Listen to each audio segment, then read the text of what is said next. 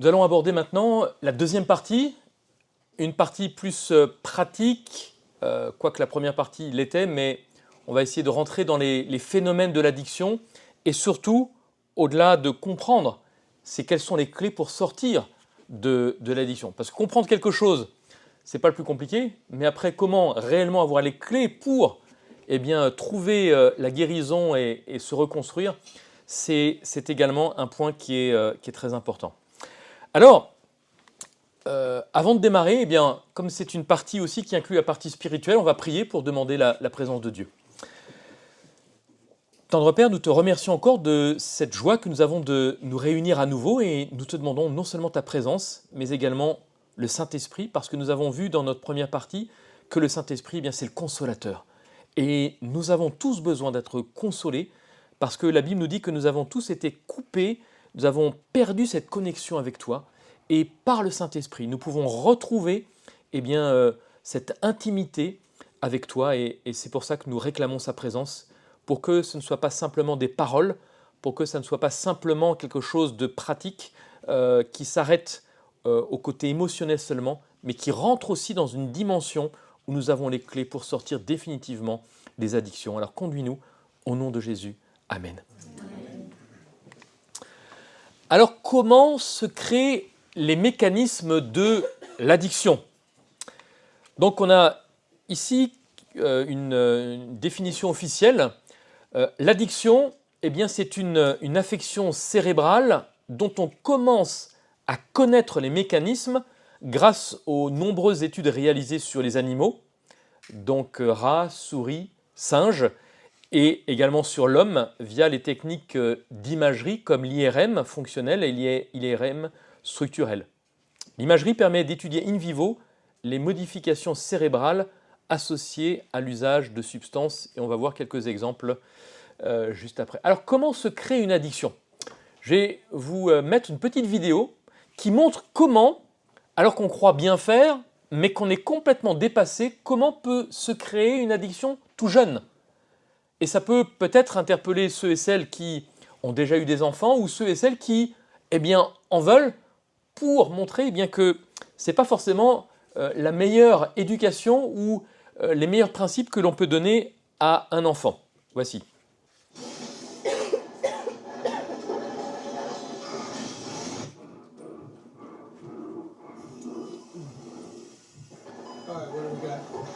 Qu'avons-nous? Crise cardiaque. 1m75, 136 kg, 32 ans. Comment cela a-t-il pu arriver? Et on va voir que tout au long de la vie d'une personne, comment les choses se sont faites pour conditionner l'enfant tout petit. Et plus tard après. Vous pourrez développer le diabète. Il faut faire des changements.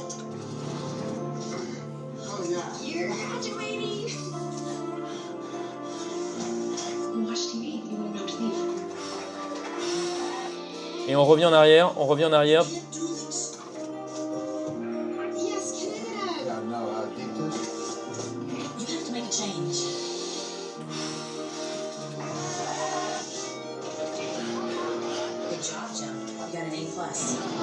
voyez le système de récompense?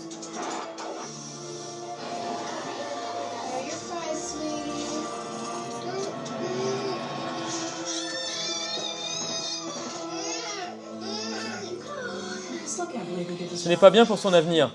Je sais. C'est la seule chose qui le calme. Le futur de votre enfant ne doit pas ressembler à ça, ni le vôtre. Il est encore temps de changer les mauvaises habitudes que les enfants gardent à l'âge adulte. Vous voyez comment, tout petit, on peut conditionner l'enfant avec un système de récompense. En disant, c'est bien mon enfant. Et paf, qu'est-ce qu'on donne? Une sucrerie. Et l'enfant va associer quelque chose de bien ou le fait d'avoir une récompense avec le sucre.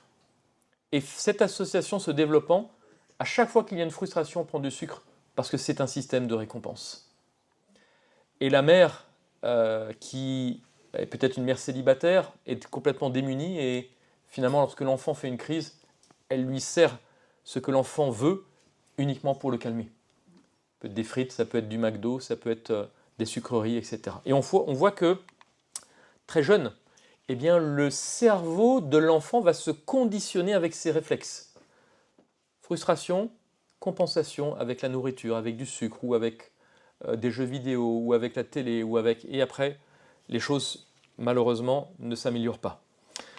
Notre cerveau eh bien, est constitué de plusieurs parties. Il y a sur la partie avant ce que l'on appelle le lobe frontal. Et le lobe frontal, on pourrait appeler ça la citadelle, la tour de notre esprit. C'est vraiment la tour de contrôle et c'est un endroit qui est l'endroit clé. Si on était en guerre et que, alors ça peut arriver dans certains pays où on se dit, voilà, on veut faire un coup d'État, le coup d'État, il faut prendre la chaîne de télé, ministère, les communications, l'armée, voilà, il y a des centres névralgiques. Eh bien, si on était en guerre, si vous avez le lobe frontal de votre ennemi, vous avez gagné la guerre. Donc, pourquoi? Parce que le lobe frontal, c'est ce qui va être capable, c'est le centre de contrôle, mais c'est ce qui va nous aider à résoudre les problèmes. C'est notre capacité de raisonnement. Et c'est ce qui permet de filtrer et également de juger les choses, si elles sont bonnes ou mauvaises. Donc, c'est un endroit qui est très important parce que le lobe frontal va agir sur notre caractère, sur la manière dont on discerne les choses. Notre spiritualité est impactée par le lobe frontal, la moralité, mais notre volonté aussi. Le raisonnement, la conscience, jugement, la capacité à prendre des décisions, prière et adoration, l'obéissance, l'empathie et l'altruisme. Vous voyez que ce n'est pas une mince affaire, c'est vraiment un endroit qui est clé et le fait d'avoir un lobe frontal qui ne soit pas en fonctionnement optimal, vous voyez toutes les répercussions qu'il y a derrière.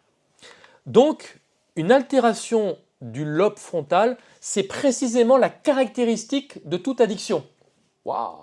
Donc, eh bien, l'objectif, c'est comment remettre en avant ou comment restaurer ce lobe frontal. Pourquoi c'est important? Parce que le 13 septembre 1848, on a une expérience intéressante mais triste malheureusement avec cet homme qui s'appelle Phineas Gage. Phineas Gage travaillait eh bien, sur la construction des chemins de fer, et alors que des fois il fallait faire exploser des pans de montagne ou des rochers qui gênaient le passage du chemin de fer, eh bien, lui avait la responsabilité, une fois que le trou était percé, qu'on avait mis une poudre pour faire exploser la roche, ensuite on mettait du sable pour tasser. Et lui, avec une baramine, à chaque fois, tassait pour être sûr que eh bien, l'explosion soit suffisante pour détruire un rocher ou un objet qui gênait. Et un jour, ce 13 septembre 1848, eh bien, Phineas Gage fait le même geste qu'il avait l'habitude de répéter. Il tasse, mais sauf que la personne avant n'a pas mis suffisamment eh bien, de sable. Vous imaginez ce qui se passe, c'est une étincelle et donc une explosion. Et donc, cette explosion va projeter la baramine eh bien, et va transpercer son visage, va rentrer par la partie au niveau de l'œil et va ressortir de l'autre côté. Il y a même un documentaire qui a été fait là-dessus. Et cette baramine va être projetée des mètres plus loin. Et donc, ce qui est très intéressant, c'est qu'avant cet incident, Phineas Gage était vraiment un père modèle. Père de famille qui prenait soin de sa famille, de ses proches, quelqu'un d'engagé au niveau social, qui avait des valeurs morales. Et le jour où cet accident a eu lieu, il s'est mis à boire, il est devenu violent, il jurait, ce n'est plus le même homme. Et on a compris eh bien, qu'une altération du lobe frontal amenait un changement de la personnalité. Donc, des études ont démontré que les personnes avec des dommages du lobe frontal éprouvent un déclin, une baisse de leur moralité, une perte d'amour pour la famille avec une perte d'empathie, donc cette capacité à comprendre la souffrance des autres, une diminution de la capacité du raisonnement abstrait et un manque de contrôle de soi, donc orgueil, agressivité. Alors vous allez me dire, quand on voit notre monde, tout le monde a le lobe frontal endommagé. Eh bien, malheureusement, c'est le cas. Beaucoup. Les maladies provoquées par des dommages du lobe frontal incluent des désordres maniaques, obsessionnels, désordres d'hyperactivité, de déficit d'attention, dépression et un appétit accru. Tout cela est perturbé. Ce qui va endommager le lobe frontal, eh bien, ce sont certains types de médicaments, l'alcool, le tabac, la nicotine donc, la caféine, le chocolat, la viande également, la viande rouge notamment, les films violents, certaines musiques, le manque d'exercice et le manque de repos. Alors vous allez me dire, mais la musique, est-ce que la musique peut endommager? Oui, la musique peut endommager le lobe frontal. J'en suis d'ailleurs un exemple vivant, puisque dans mon adolescence, j'ai écouté de la musique hard rock pendant des années, et je me suis rendu compte que c'était le meilleur moyen pour détruire son lobe frontal. Aujourd'hui, les dernières techniques de torture des Américains, ce n'est plus de torturer physiquement une personne, c'est de le mettre dans une pièce complètement insonorisée, avec de la musique hard rock pendant des heures, et c'est la meilleure torture qui existe, entre guillemets, la meilleure, vous m'avez compris. La musique est un instrument à double tranchant. Et aujourd'hui, si ça vous intéresse, la musique a une capacité de reconstruction. Et d'ailleurs, ce qui est très intéressant, c'est que lorsque je me suis converti, naturellement, je me suis mis à écouter la musique qui est la seule capable de restaurer ou de reconstruire le lobe frontal. C'est la musique baroque. Intéressant. Ah oui, on peut passer du hard rock à la musique baroque. C'est un grand écart, mais c'est une musique qui a une fréquence très particulière et qui reconstruit eh bien, le cerveau. Un simple exemple, le café, c'est 33% du lobe frontal en moins. C'est des études qui ont été faites par des spécialistes au niveau mondial, notamment eh bien, un médecin qui s'appelle Need Nedley, qui a 80-90% d'efficacité sur le traitement de la dépression, et il dit, eh bien, le café, c'est 33% de la capacité du lobe frontal en moins. Alors moi, je ne sais pas vous, mais 33% de ma capacité à discerner, à prendre des décisions, aller de l'avant, je ne peux pas m'en passer. Donc après, ça dépend où vous mettez le curseur.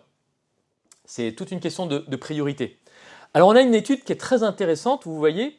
Cette étude, alors j'ai traduit en français mais elle est en anglais, impulsivité, lobes frontaux et risque de dépendance. Waouh, intéressant, regardez.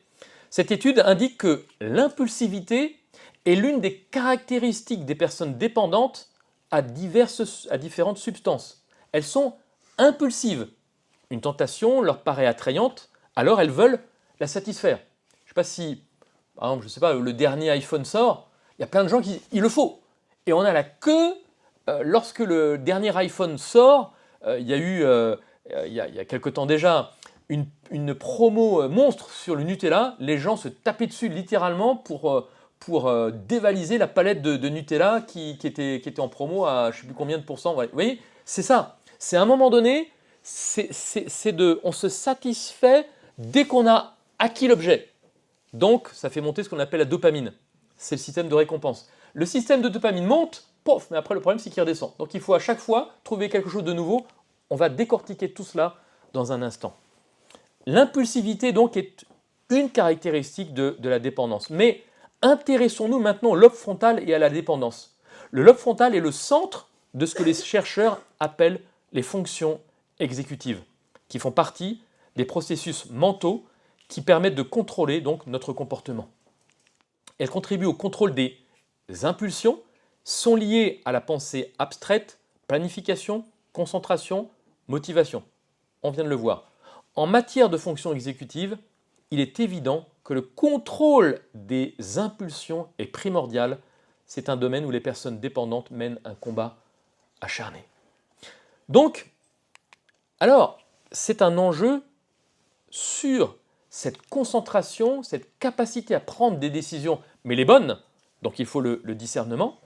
Et donc, lorsque je suis stressé, eh bien, j'ai envie de faire ceci, cela, mon esprit vagabonde, j'ai envie voilà, je me focalise sur quelque chose, et il est difficile de contrôler ces impulsions.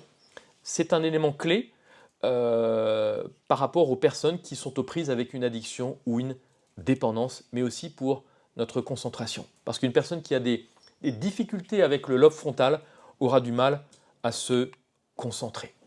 On voit ici toute une série de mécanismes complètes, donc plein de mécanismes complets, pardon. L'installation d'une addiction implique au moins 3 mécanismes. Une augmentation de la motivation à consommer une drogue ou l'addiction en question, hein. Ça peut être, on a vu, il n'y a pas besoin de substances pour être addict. Donc c'est ce qui amène une recherche de plaisir.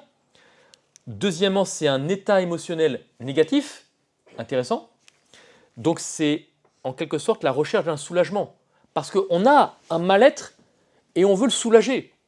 Donc le réflexe, c'est de se dire, il y a cette substance qui va me soulager. Sauf qu'on fait un mauvais calcul, le soulagement est très éphémère et forcément il faut une répétitivité. Et je dirais à un moment donné, c'est non-stop pour être soulagé en permanence. Et c'est une diminution de la capacité à se contrôler. Donc, la perte de contrôle de la consommation.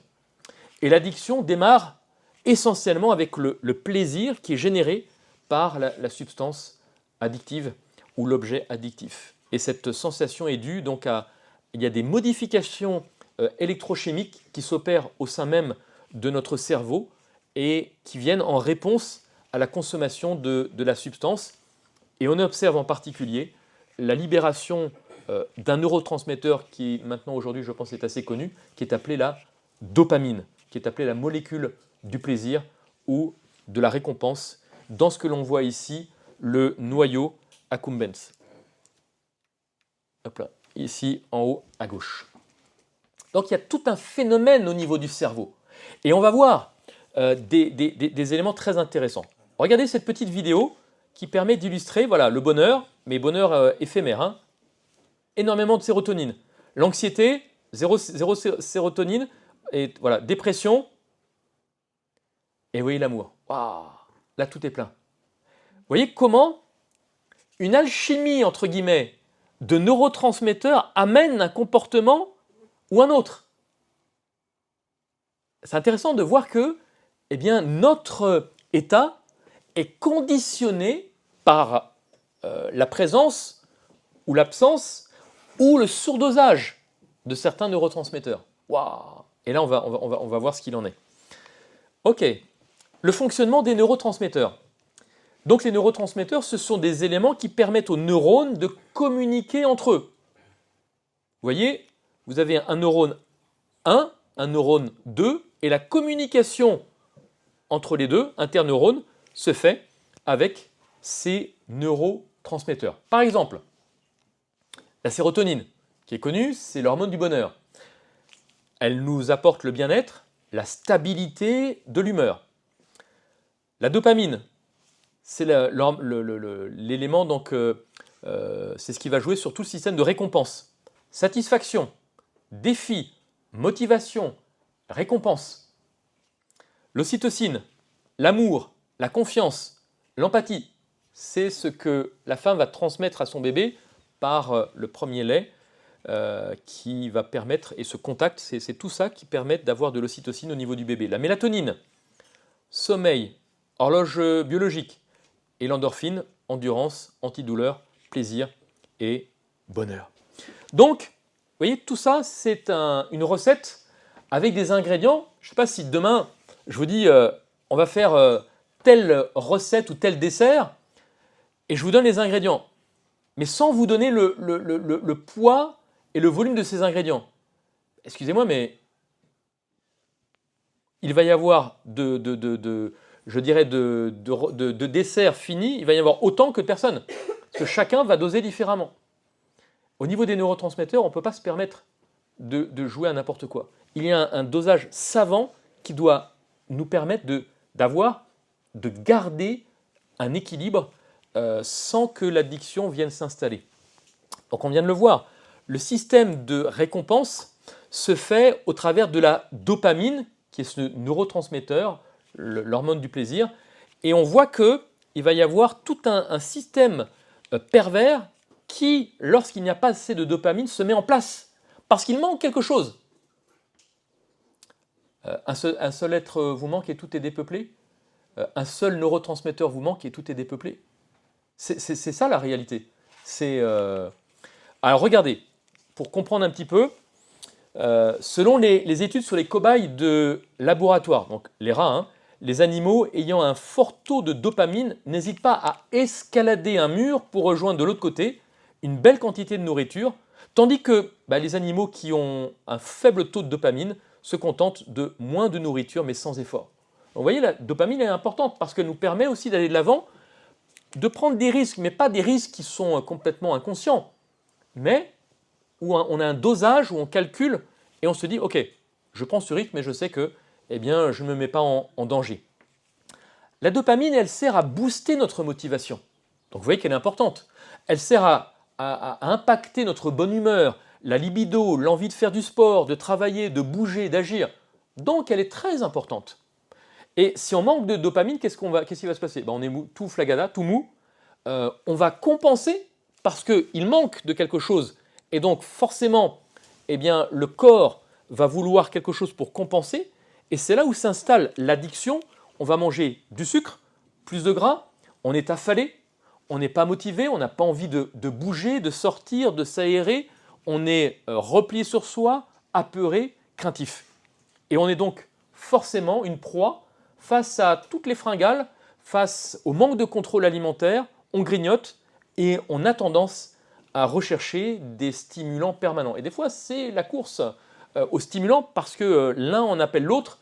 Et puis à un moment donné, on devient, je dirais, l'élément addictif ne suffit plus. Il faut passer à autre chose. Alors comment l'alimentation de mauvaise qualité réduit notre taux de dopamine? Il a été démontré que le sucre, produits sucrés, caféine, alcool, pour ne citer que, provoquait des déficiences en dopamine dans le cerveau. D'où le besoin d'en consommer toujours davantage pour obtenir une satisfaction équivalente. Alors que les aliments sains comme les légumes, les fruits frais notamment, donc, protègent au contraire les cellules du cerveau et facilitent les échanges entre neurones. Raison pour laquelle nous n'avons pas besoin d'en manger toujours plus pour un plaisir équivalent. Plus largement, donc un bon statut, un bon équilibre, un bon apport en vitamines, en minéraux, en nutriments en règle générale, acides aminés. On va aborder dans un instant les probiotiques, les prébiotiques, les postbiotiques, les fibres.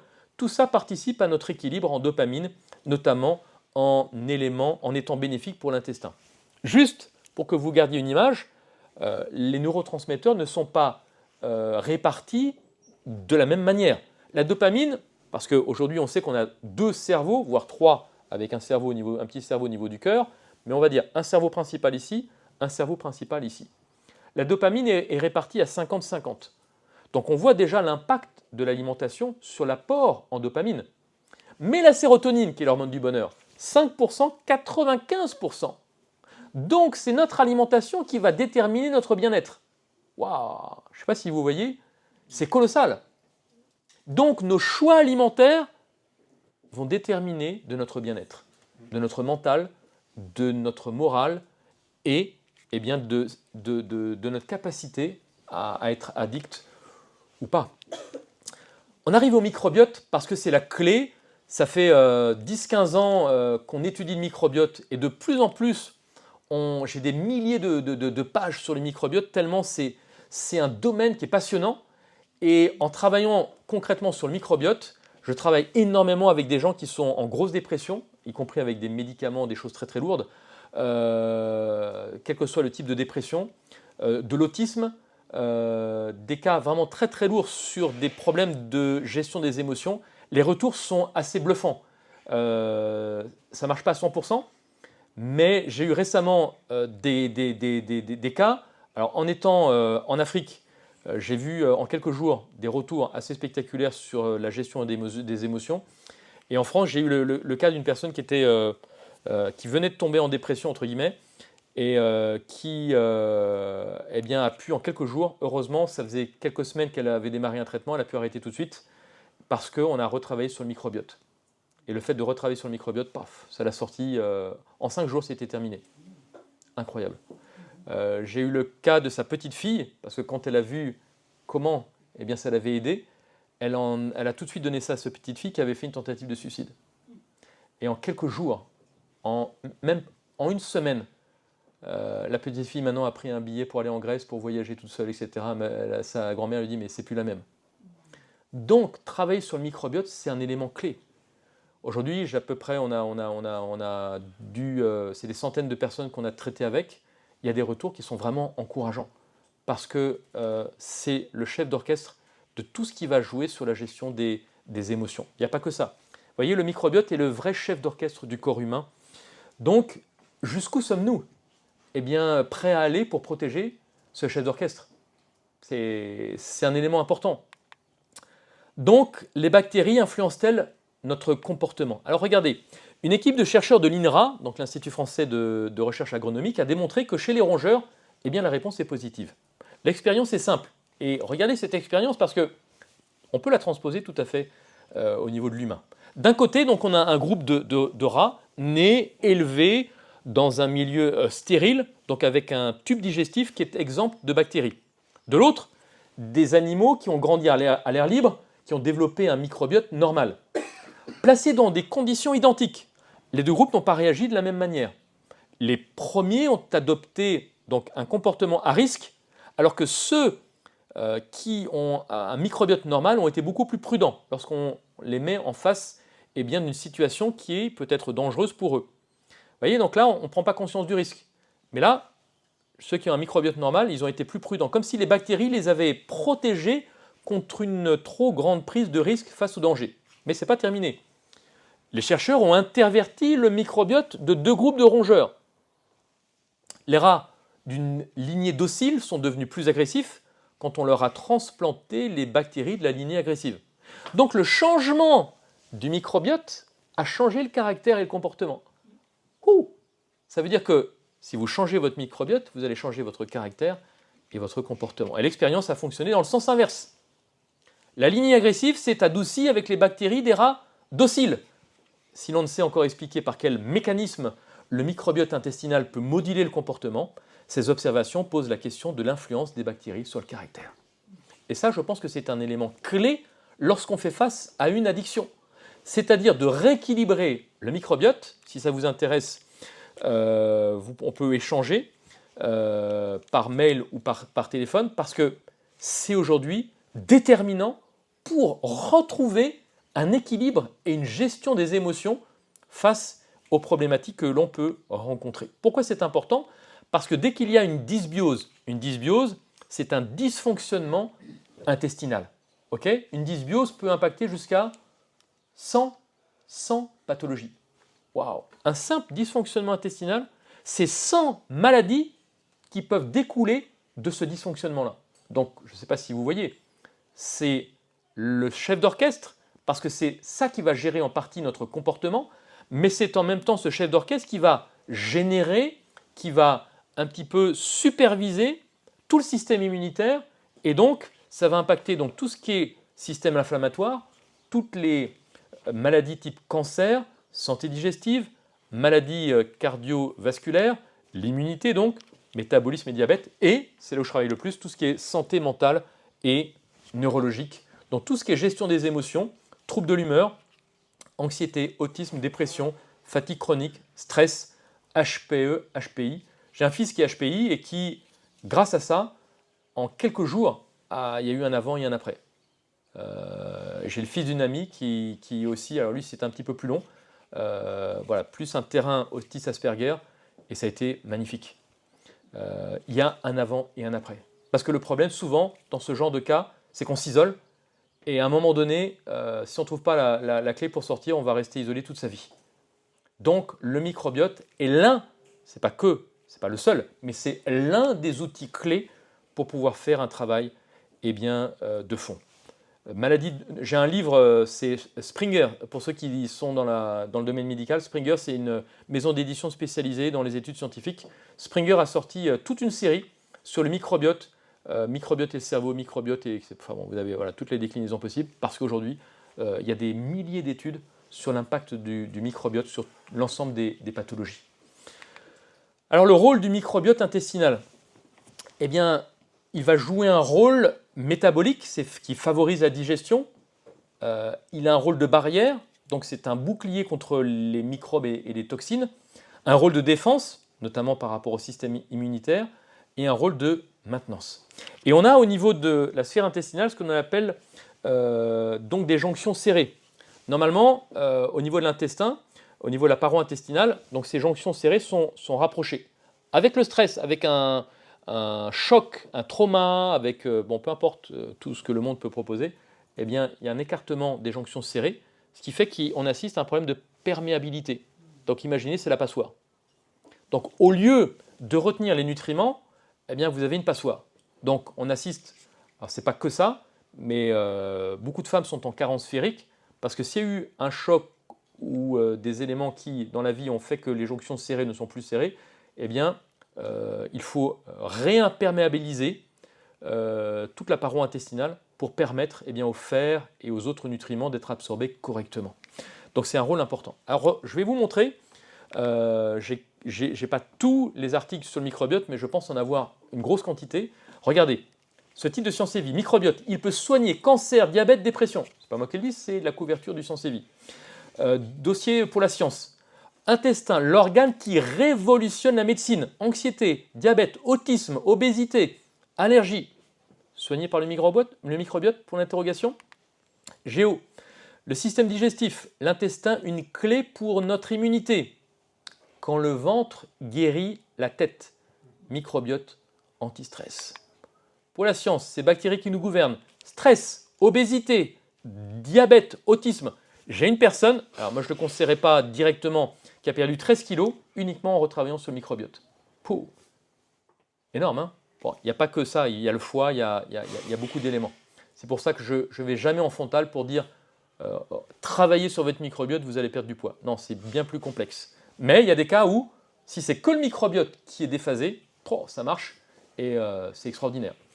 Donc, voilà. Et vous aviez cet article très intéressant, quand la flore intestinale contrôlerait le stockage des graisses. Parce que ça, c'est l'un des éléments avec le foie. Bon, le foie, c'est une usine, c'est 600 réactions métaboliques, donc c'est une véritable usine. Et donc le foie, le microbiote sont des organes clés. Les maladies mentales viennent-elles du ventre? Waouh! Vous voyez jusqu'où on arrive aujourd'hui? Les vrais pouvoirs des microbiotes. Alors il n'y en a pas qu'un, hein. Il y a un microbiote ici, il y a un microbiote au niveau de la bouche, au niveau de la peau, au niveau vaginal, voilà, il y a plusieurs microbiotes. Hein. Intestin, poumon, bouche, peau, indispensable à notre santé. Une partie, voilà, ça c'est l'article, hein. Une perturbation du microbiote intestinal peut augmenter la fréquence et le risque de rechute de certains cancers. Les enfants nés par césarienne ont plus de risques de souffrir d'obésité, d'allergies, de maladies inflammatoires chroniques de l'intestin que les petits nés par voie basse. Ben forcément, si vous êtes né par césarienne, il n'y a pas de microbiote. L'enfant n'a quasiment pas de microbiote. Donc c'est une catastrophe. Donc, pardon ? C'est pas la bonne voie. C'est pas le bon microbiote, pardon. Ok. Non, ça c'est sûr. Donc, on voit l'enjeu. Donc, tout ce qui est nos émotions influent sur nos décisions de consommer ou non des aliments, parfois à l'encontre de nos besoins physiologiques. Voilà, donc les bactéries contre le stress, etc. Donc, chez les rongeurs dépourvus de microbiote, le principal trouble observé est une hypersensibilité au stress. Donc, refaire le microbiote va être déterminant pour pouvoir diminuer l'hypersensibilité au stress. La flore intestinale influe sur notre appétit. Vous voyez encore un autre article. La sévérité du Covid-19 serait liée au microbiote. Une étude intéressante qui montre que les personnes qui ont surréagi par rapport au Covid étaient les personnes qui avaient le microbiote le moins bon. Ouh. Donc, c'est intéressant. Alors, le microbiote, on voit, c'est important parce qu'il nous permet de mieux gérer nos émotions, de mieux faire face au stress. Maintenant, lorsqu'on parle de stress, on va parler du cortisol. Le cortisol, c'est l'hormone du stress. Lorsque vous avez une contrariété, lorsque vous avez un choc, lorsque vous avez quelque chose qui fait que vous sécrétez, vous allez développer donc ce cortisol. Et des niveaux élevés de cortisol peuvent affecter de manière négative le lobe frontal. Donc l'addiction est là. Vous voyez, tout est interconnecté. Il y a addiction parce que notre capacité à gérer les émotions ne suffit pas. Et donc le cortisol va prendre le pas parce que il y a quelque chose qui nous stresse trop, on n'arrive pas à maîtriser cela, et le cortisol va monter, et le cortisol va impacter notre lobe frontal, on n'aura pas la capacité. C'est pas qu'on ne veut pas, mais on ne peut pas littéralement. Vous pourrez faire tous les efforts du monde, c'est impossible. Votre lobe frontal ne pourra pas prendre la bonne décision. Donc il faut redénouer la pelote, comme on a vu ce matin, et retravailler étape par étape pour permettre que la gestion des émotions puisse se faire de manière correcte, afin que lorsqu'il y a un stress, eh bien, je sois préparé et je ne puisse pas surréagir et surcompenser. Vous voyez, le cortisol, il va augmenter la glycémie. Boum. Il va, donc, amélioration de la mémoire et de l'attention. Là, par contre, oui, parce qu'on surdéveloppe. Donc, on se focalise sur quelque chose de précis. Augmentation de la pression artérielle. Réduit le système immunitaire, diminue la sensibilité à la douleur, diminue la sérotonine, qui est un élément clé. Donc, on voit que tout cela, eh bien, c'est un élément important. Alors, pour faire face à ce cortisol, si certains croient au hasard, eh bien, là encore, nous avons une preuve qui n'existe pas, parce que nous ne sommes pas le fruit du hasard. La nature, entre guillemets, a tellement bien fait les choses. Et nous savons que Dieu a créé l'homme pour vraiment être capable de supporter, d'encaisser des chocs qui sont d'une nature très violente. Prenez l'image d'une éponge. Cette éponge, elle est gorgée d'eau. Dès que vous avez un choc, l'éponge amortit, on est d'accord. Mais maintenant, vous avez choc sur choc. Il n'y a plus rien. Il n'y a plus rien. Et là, ça fait mal. Et donc, que se passe-t-il? Pour prendre cette image, si je reste sur cette image, c'est quoi l'éponge gorgée d'eau? Eh bien, l'éponge gorgée d'eau, c'est le magnésium. Le magnésium est là pour diminuer l'intensité, le choc ou l'impact du cortisol. Et à chaque fois qu'il y a une contrariété, le magnésium est là pour amortir. À un moment donné, il n'y en a plus. Et vous créez un état de tension dans tout le corps. Tension d'abord au niveau des trapèzes. Ah, vous faites un faux mouvement ou vous sentez que vous êtes hyper tendu. Mâchoire serrée, ce qu'on appelle le bruxisme. La paupière qui clignote, ça vous est déjà arrivé? Ouais. Des crampes, ça vous est déjà arrivé? Bon, eh ben vous avez épuisé votre niveau de magnésium. Au quotidien, au niveau du travail, on a des gens qui prennent du magnésium en permanence. Parce qu'ils brûlent trop de magnésium. Il faut recharger, recharger, recharger, recharger, recharger. Ça rentre, ça sort, ça rentre, ça sort.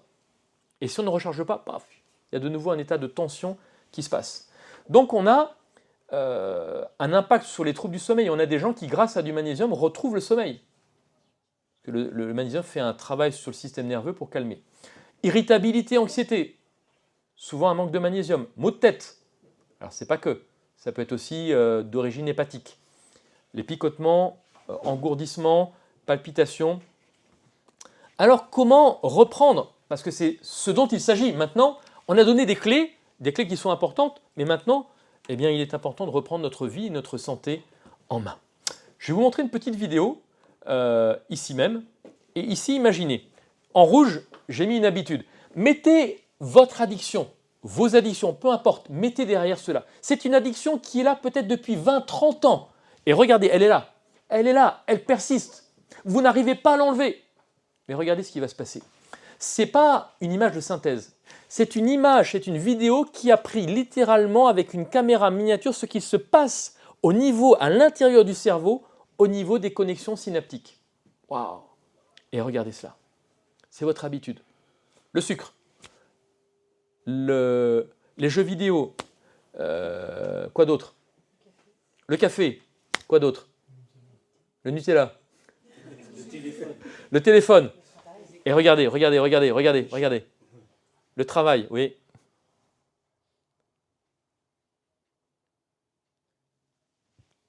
Elle va disparaître. Waouh, comment c'est possible? Comment c'est possible? Eh bien parce que cette habitude a été remplacée par une autre habitude plus forte. Imaginez un agriculteur. Il va vouloir planter, admettons, allez, il veut planter des poireaux, donc il va faire ses sillons. Et donc ces sillons, c'est les habitudes que l'on a dans le cerveau. Notre cerveau, c'est rempli d'habitudes comme les sillons d'un agriculteur qui veut planter ses poireaux. Mais si vous faites un autre sillon, vous allez créer une nouvelle habitude.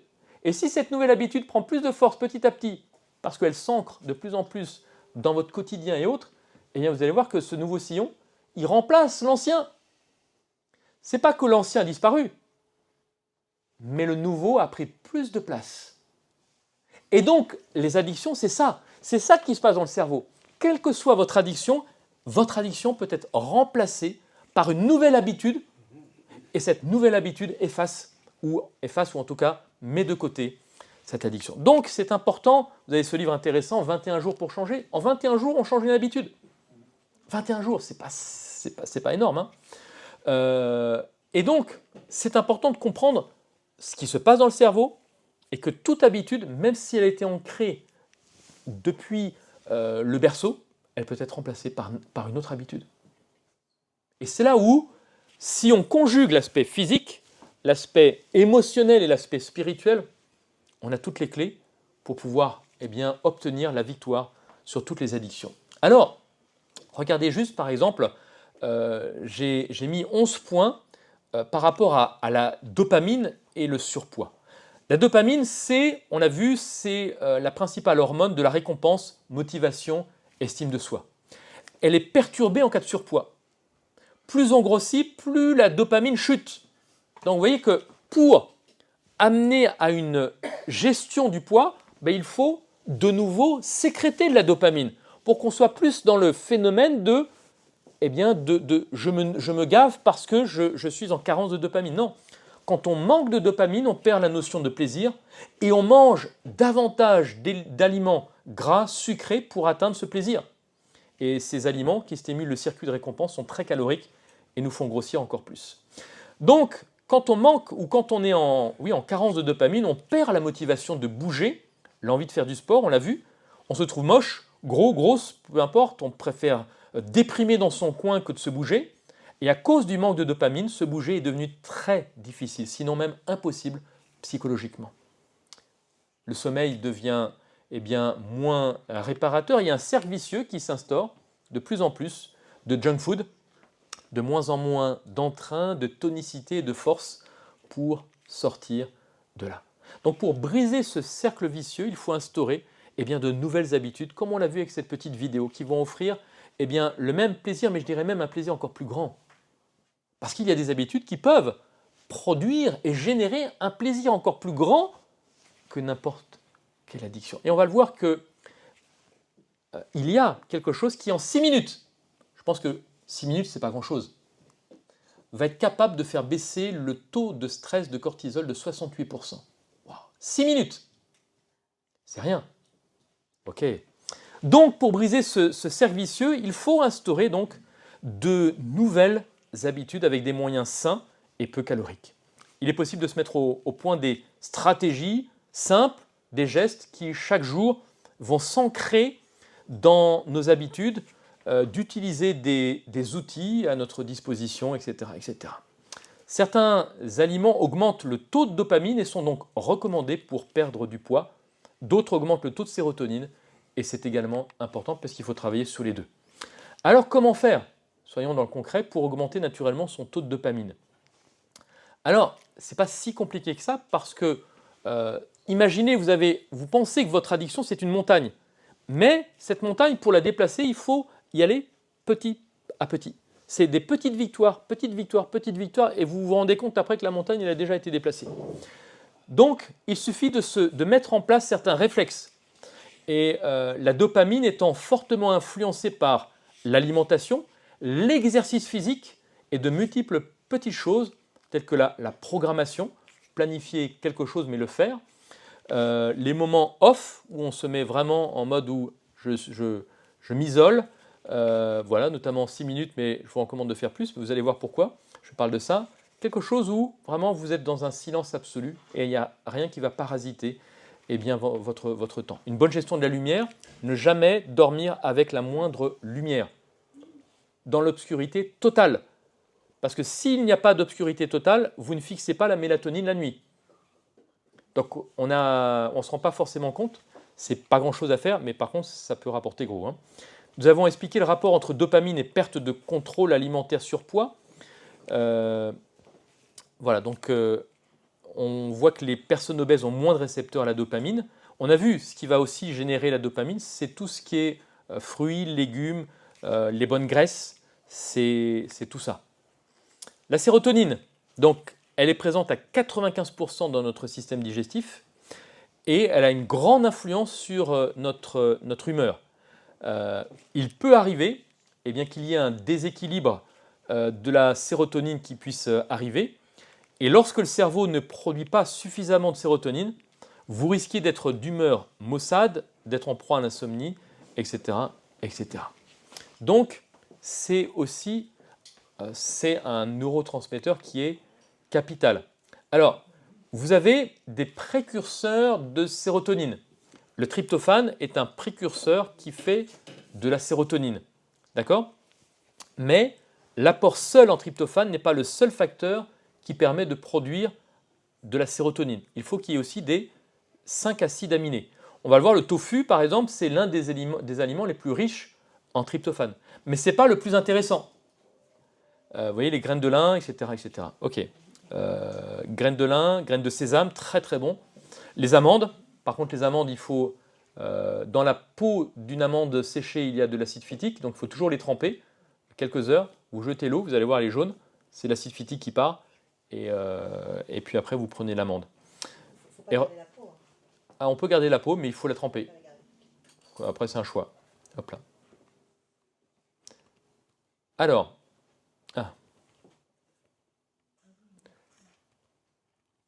Alors, ce qui est intéressant ici, vous avez la proportion de tryptophane par rapport aux 5 acides aminés. Vous voyez que l'amande est plus intéressante que le tofu. Graines de courge, les noix, soja, alors il est décrié, mais bon, après, un petit peu, c'est toujours dans l'abus, il faut éviter. Riz brun, etc., etc. Donc, la clé, ça va être de changer non seulement l'alimentation, mais de changer de carburant. Parce que imaginez, vous avez une voiture, allez, vous venez de vous acheter une voiture, vous avez investi dedans, je ne pense pas qu'à la pompe, vous allez vous tromper de carburant, hein. Elle fonctionne à l'essence. À mon avis, je doute qu'un jour vous puissiez vous dire « Ah, je vais essayer si le diesel marche ». Je ne pense pas, hein. Par contre, c'est ce qu'on fait tous les jours avec notre corps. Notre corps fonctionne avec un carburant qui s'appelle le glucose, mais du bon glucose, et on met n'importe quel glucose. Et on a l'impression que ça va fonctionner pareil. Regardez cette petite vidéo. C'est maintenant une certitude. Avoir une alimentation déséquilibrée dérègle le fonctionnement de notre cerveau. Après une étude menée pendant 12 ans, des chercheurs espagnols ont constaté que les participants ayant consommé régulièrement des acides gras trans et des graisses saturées avaient un risque de dépression 48% plus élevé. Une consommation excessive qui pourrait provoquer la production de cytokines, c'est-à-dire des protéines mises en cause dans le développement de la dépression. Des graisses que l'on trouve dans les plats préparés, la nourriture transformée ou les frites et qui, consommées en grande quantité, ont des effets sévères sur la santé mentale. D'autres travaux français montrent que la nourriture chargée en mauvaise graisse provoque des problèmes de mémoire et des retards d'apprentissage significatifs, notamment chez les adolescents. Selon les scientifiques, ce seraient les acides gras trans qui rigidifient la membrane des neurones et perturbent les communications et le fonctionnement du cerveau. Autant de bonnes raisons d'oublier la junk food et de passer à un régime équilibré. Intéressant. C'est court, ça va droit au but, et on comprend que les graisses trans, c'est une cochonnerie, parce que notre cerveau, il souffre vraiment. Vous voyez, on a de plus en plus d'émissions comme celle-ci sur Arte, Bien nourrir son cerveau, qui montre l'importance d'avoir des acides gras de bonne qualité. Donc, changer le glucose. L'alimentation a-t-elle un effet sur le cerveau et sur le comportement? Oui, on vient de le voir. Peut-on faire des crises de rage, des accidents cérébraux, des crises de démence, devenir violent, délinquant à cause de ce que l'on mange? Eh oui. Comment guérir de troubles neurologiques, physiologiques, comportementaux en modifiant simplement son alimentation? C'était issu d'un article et qui continue. Au total, plus de 40 substances lui sont indispensables. Parmi elles, les fameux acides gras oméga 3 participent à la structure du cerveau, ce qui fait de lui l'organe le plus gras du corps après le tissu adipeux. Pour bien fonctionner, les neurones ont besoin d'énergie, du glucose comme on l'a vu, qui est le carburant principal du cerveau. Il provient des glucides qui devraient représenter plus de la moitié de notre apport énergétique quotidien. Pour utiliser ce glucose, la vitamine B1, contenue dans les céréales, légumes frais, légumes secs, fruits secs, joue le rôle de la bougie pour faire fonctionner le moteur. Parce que si vous avez que de la graisse sans ce qui va permettre de brûler, bah vous stockez quoi. Enfin, le cerveau a besoin d'un comburant. Carburant, comburant, l'oxygène. À ce titre, le fer est intimement lié à la capacité intellectuelle car il transporte l'oxygène via l'hémoglobine du sang jusqu'à l'encéphale. Certaines études ont d'ailleurs démontré que le quotient intellectuel des nourrissons dont la mère manquait de fer était plus faible. Ça, c'est un spécialiste en neurologie et en chronobiologie qui a écrit plusieurs livres, Jean-Marie Bourg, médecin. Et il continue, le cerveau doit constamment être alimenté en glucose. Chaque jour, le cerveau utilise environ 120 grammes de glucose. En d'autres mots, près de la moitié des glucides que vous mangez servent à alimenter votre cerveau. Donc, mauvais carburant, eh bien, mauvais effet. Vous avez le docteur Blackwell, il y a une vidéo en français qui est sur YouTube très intéressante, qui est un médecin très connu aux États-Unis et qui cite une étude qui a été faite dans une prison de haute sécurité ou pas loin avec des détenus violents. Le fait d'avoir changé l'alimentation, supprimé le sucre, a changé complètement le comportement de ceux qui étaient incarcérés en prison. Waouh! Uniquement en changeant leur alimentation.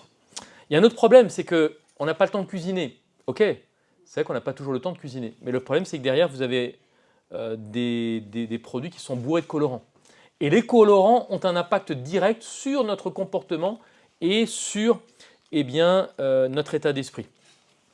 Alors, une étude d'Harvard, je pense que personne ne rejette le sérieux des études d'Harvard, c'est ton cerveau sous l'alcool. C'est une étude qui a été faite, Harvard Research on Alcohol on the Brain. Donc, quel est l'impact de l'alcool sur le cerveau?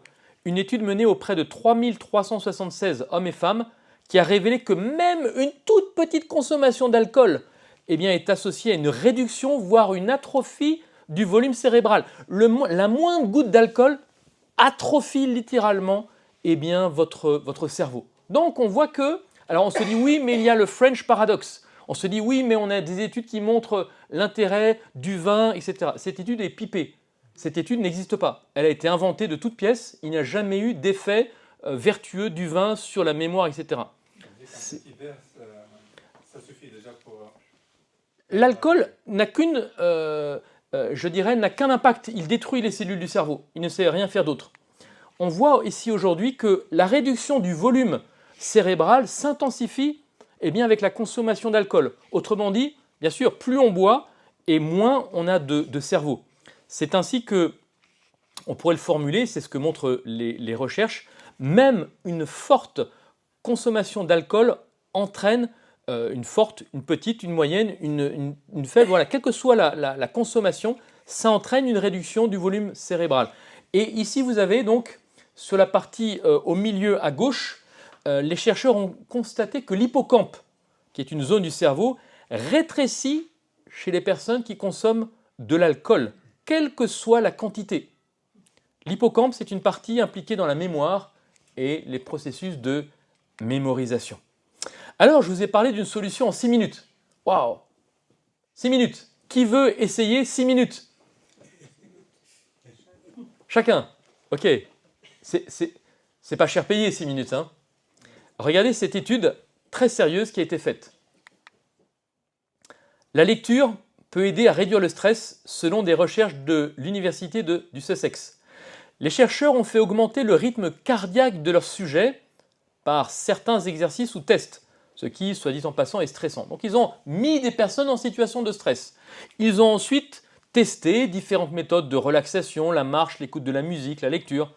Il s'est avéré que la lecture était la méthode la plus efficace pour réduire le stress. 6 minutes de lecture suffisent à diminuer le stress d'environ 68%. Waouh! 6 minutes! Par contre, ce n'est pas 6 minutes sur son téléphone, parce que le téléphone, quand vous le lisez, ça crée de la dopamine et non pas de la sérotonine. Waouh! On n'est pas des êtres numériques. Avoir du numérique de temps à autre, ok. Mais le papier crée, lorsque vous lisez un livre papier, ça crée de la sérotonine. Alors, pourquoi ne pas passer 6 minutes à lire la Bible? Et donc, on a non seulement 68% de la diminution du stress, mais en même temps la capacité d'apprendre, de mémoriser des versets, des promesses de Dieu, et de voir que ces 6 minutes, eh bien, ne vont pas suffire. Il nous faut 12 minutes, 24 minutes, 48 minutes. Et plus on passe du temps, on se rend compte que la lecture de la Bible, eh bien, est un anti-stress par excellence. Et la seule réponse face à nos addictions.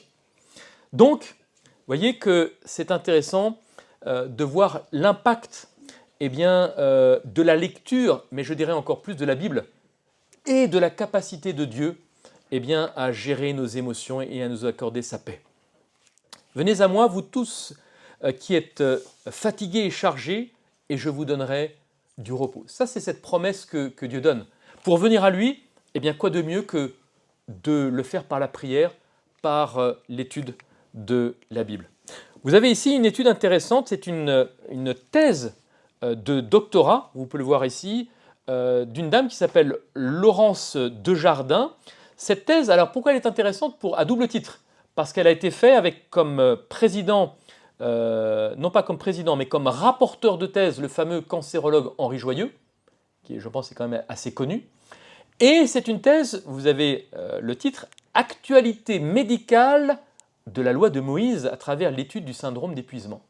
Donc, en quoi les règles données eh bien, à Moïse ont-elles un impact sur le burn-out et l'épuisement professionnel? Waouh! Et donc, elle a toute une partie sur quel est le meilleur anti-stress?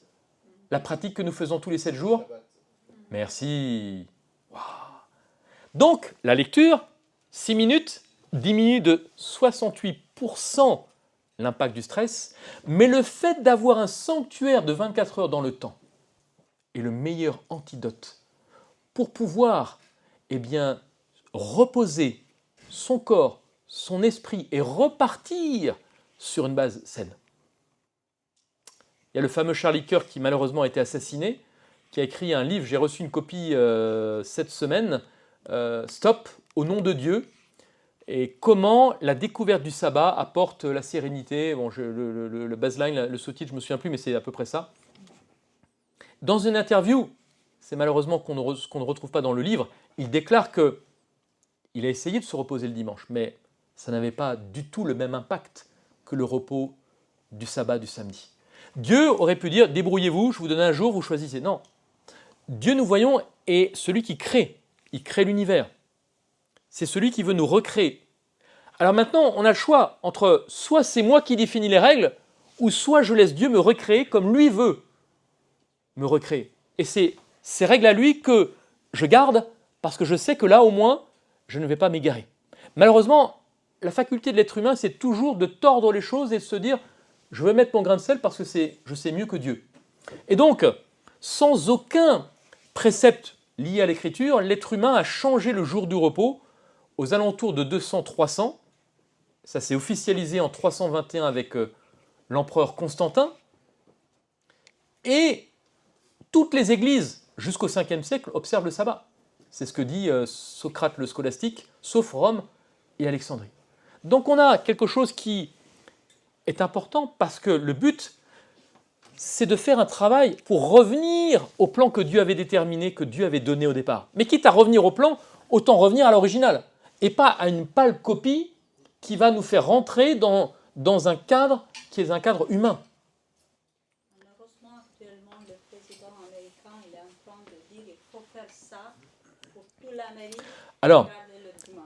c'est un élément intéressant parce que justement, ce qui paraissait impensable, aujourd'hui, toutes les États-Unis parlent de l'imposition d'un jour du repos pour revenir aux valeurs. C'est bien de revenir aux valeurs morales, de s'occuper de la famille, mais en disant c'est nous qui choisissons le jour du repos, et ce jour du repos, eh bien, ça sera le dimanche. Donc on voit que c'est un enjeu important. La question de la guérison liée au niveau des addictions est un enjeu aujourd'hui de société, c'est un enjeu mondial, parce que comment est-ce que nous voulons guérir? À moitié? En partie? Avoir encore une chaîne qui nous maintient un truc bancal? Ou est-ce qu'on veut une véritable guérison? Et pour avoir une véritable guérison, il faut aller à l'original. Il faut s'adresser au seul médecin capable de nous guérir. Et ce médecin, c'est Dieu. Et Dieu nous a dit, voilà, j'ai terminé, mais je n'ai pas encore imprimé, un livre de 400 pages sur le sabbat, avec des documents originaux, avec tout ce qu'il faut pour comprendre que la Bible, de la Genèse à l'Apocalypse, les historiens catholiques protestants sont unanimes pour dire que c'est le sabbat, samedi, qui est non seulement dans la Bible, mais qui a été respecté pendant des siècles. Et si nous voulons être fidèles au plan de Dieu, c'est des dizaines de citations de catholiques et même de protestants qui disent il faut faire comme les adventistes, parce que les adventistes sont les seuls cohérents avec eux-mêmes en observant le sabbat. Il n'est pas nécessaire de démontrer la pertinence d'un tel repos dans la prévention des effets du stress. Ce rythme de repos doit-il être de 7 jours, 6 plus 1? Ce rythme a-t-il un fondement scientifique? Pourrait-il être différent? Nous avons vu en chronobiologie, et Alain Reinberg qu'on a cité précédemment est une référence en chronobiologie, et il montre que dans le monde, le règne animal, que ce soit l'araignée, le castor ou autre, se repose. Il y a un documentaire qui a été fait sur le castor qui se repose tous les sabbats. Donc, nous avons vu en chronobiologie, qu'outre les rythmes circadiens, l'étude fine des variations des paramètres biologiques et des sécrétions hormonales révèle encore d'autres rythmes plus lents, hebdomadaires, mensuels et même annuels. Le professeur Hallberg, pour lui, selon le professeur Hallberg, le rythme circaseptain d'environ 7 jours est particulièrement important puisqu'on le détecte même chez l'algue Acetubularia. Cela signifie que notre semaine de 7 jours est aussi celle de la Genèse biblique et inscrite dans le patrimoine génétique des êtres vivants. Si on reste sur le schéma de la théorie de l'évolution, allez, l'algue unicellulaire, elle se repose, elle a un rythme de 7 jours. Une telle affirmation mérite un minimum de démonstration. Cette découverte intervient après celle très documentée des rythmes circadiens et a fait l'effet d'un coup de tonnerre dans un ciel bleu dans les milieux scientifiques tant elle était inattendue.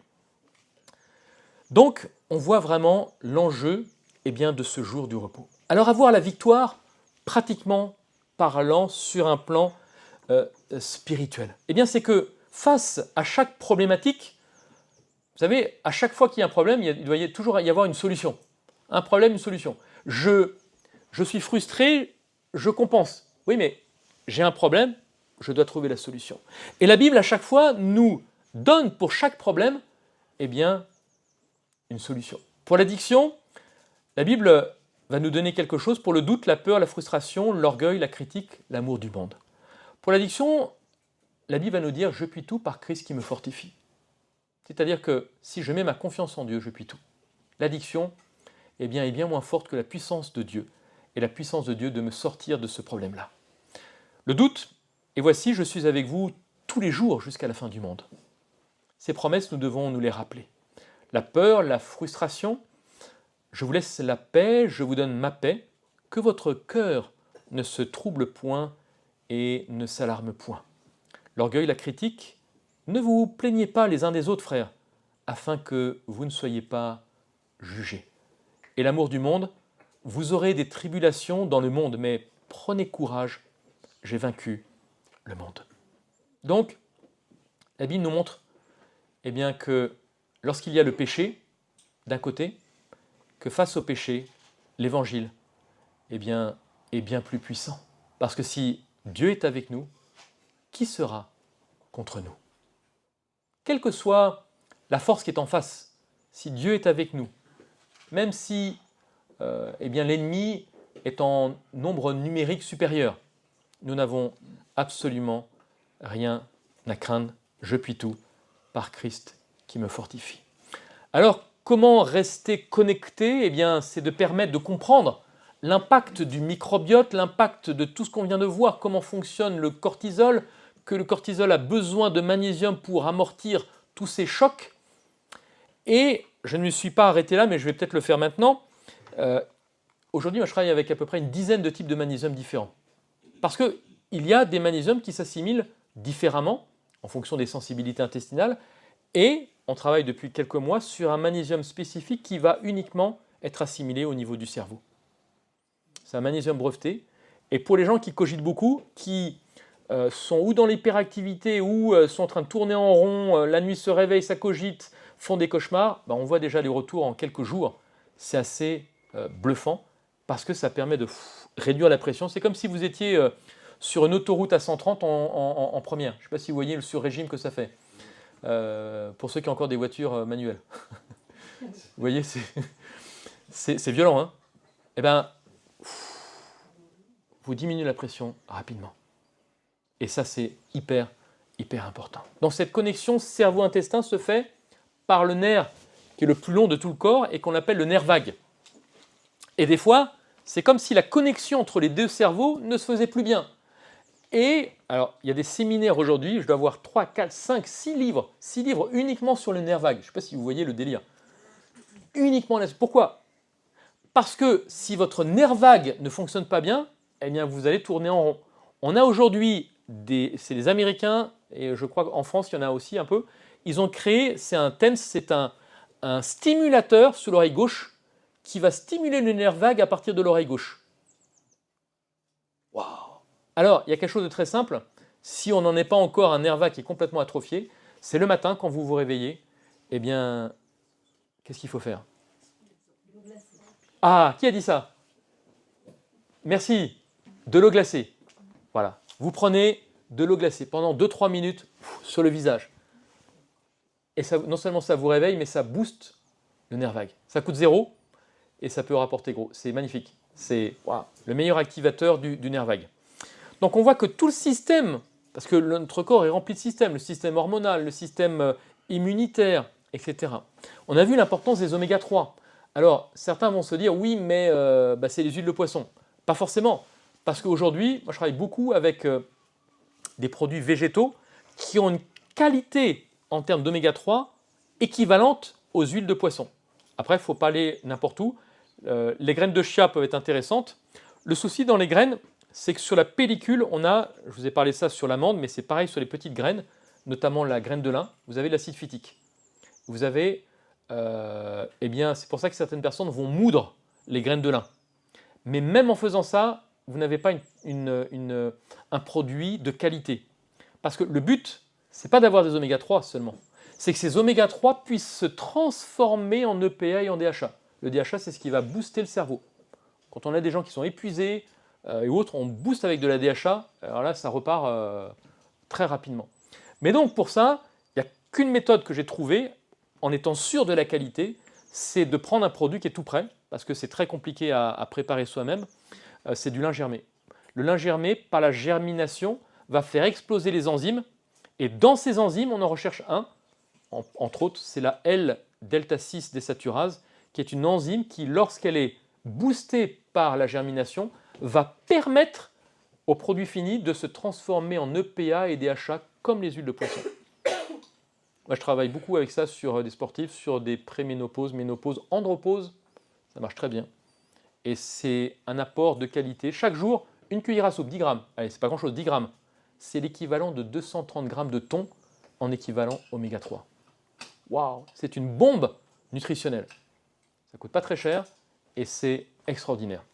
Donc, tout cela doit nous amener à une réforme, à voir des choses pratiques. On parlait tout à l'heure de la B12. Comment trouver de la B12? Parce que c'est pareil, on se dit, mais la B12, c'est que dans le monde animal. Non, la B12, on la trouve par exemple, vous achetez du shoyu, qui est des sauces fermentées. Alors, c'est ça qui est terrible, c'est que les sauces soja, vous avez les 3/4, c'est de la cochonnerie, parce que c'est du sucre, du caramel, voilà. Et c'est juste un mélange, il n'y a rien dedans. Les Japonais sont les rois de la fermentation. Le produit que j'utilise pour le microbiote, c'est 14 prébiotiques, 12 probiotiques, 3 ans de fermentation, et la fermentation développe 550 postbiotiques. C'est une bombe nutritionnelle et avec ça, on fait des merveilles. Le soja, c'est pas 3 ans, c'est fermenté quelques semaines. Soja, blé, orge, c'est soja ou blé. Et donc, moi j'ai nourri mes enfants avec ça, très jeunes. Ils n'ont jamais été carencés en B12, ils n'ont jamais mangé un gramme de viande. Et donc, c'est un super produit. Autre manière, c'est quand en automne, vous avez la décomposition de l'humus dans la forêt, ça, vous respirez bien, ça recharge en B12. Ou, eh bien, vous jardinez à l'automne et vous reboostez en B12. Vous voyez, il y a plein de choses pratiques. On a toujours des solutions. La clé, c'est ça, c'est qu'on puisse transformer les problèmes en solutions. Mais pour ça, il faut protéger notre lobe frontal. Il faut vraiment permettre que, quelles que soient les difficultés, eh bien, on puisse vraiment tout de suite ne pas s'écrouler parce que la pression est trop forte. Souvent, un problème, on arrive à gérer. 2 problèmes, on arrive à gérer. 3, c'est plus difficile et 4, on commence à couler. Je ne sais pas si 1, 2, ça va. 3, ça commence à être chaud et 4, il n'y a plus personne. Mais pour ça, si on prépare notre lobe frontal, eh bien, on va voir que ce n'est pas nous qui gérons, mais c'est Dieu qui met en nous les forces pour qu'on arrive à gérer les pressions, d'où elles viennent. Parce que, on n'en a pas parlé, mais la Bible nous dit qu'on est en guerre face à un ennemi qui n'a aucune règle. C'est sans foi ni loi. Et son but, c'est pas d'envoyer un problème, c'est d'en envoyer 1, 2, 3, 4, 5, 6, jusqu'à ce que vous vous écrouliez, que vous abandonniez. Et après, il dit, ok, c'est bon, j'ai terminé avec lui, je passe à quelqu'un d'autre. Son but, c'est ça. Et si on prend conscience que finalement, Dieu est capable de nous restaurer, là, on devient un danger. Et donc, le but, c'est de prendre conscience de cela aussi. Mais la clé, s'il y a eu une blessure émotionnelle et que l'addiction est la conséquence d'une frustration, d'une non-valorisation, d'un problème d'estime de soi, etc., eh bien, la clé, c'est le pardon et la repentance. Tant qu'il n'y a pas de véritable pardon ou de repentance, on ne peut pas guérir. C'est impossible. Vous allez mettre la poussière sous le tapis et ça va ressurgir à un moment donné ou un autre.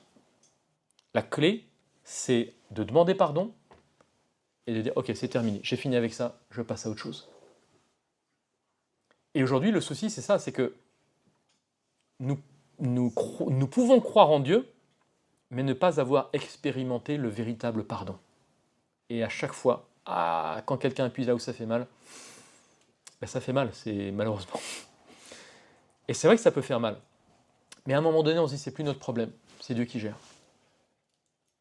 Donc tout ça, ce sont des éléments qu'on doit mettre en place, et donc on a besoin d'une détox totale. Une détox physique, les cures de jus de légumes, on parle souvent des cures de jus de légumes pour nettoyer, ok, mais c'est pas que ça, c'est une cure de détox émotionnelle, une cure de détox spirituelle, ok, on met les choses à plat et on se reconstruit pour que vraiment, eh bien, on puisse vivre cela. Venez à moi, quels que soient vos sujets d'anxiété et vos épreuves, présentez-lui votre cas. Jésus communiquera à votre esprit la force de résister. Si vous êtes dans l'embarras et les difficultés, il vous donnera une issue. Avec Dieu, il y a toujours non seulement une solution, mais il n'y a jamais de labyrinthe dans lequel on ne puisse pas sortir. Peut-être qu'on est dans un tunnel et qu'on se dit, mais ça fait des semaines, des mois, des années que je suis dans ce tunnel et je n'en vois pas le bout. Il y a toujours une sortie, ne vous inquiétez pas. C'est malheureusement, quand on est dedans, c'est toujours trop long.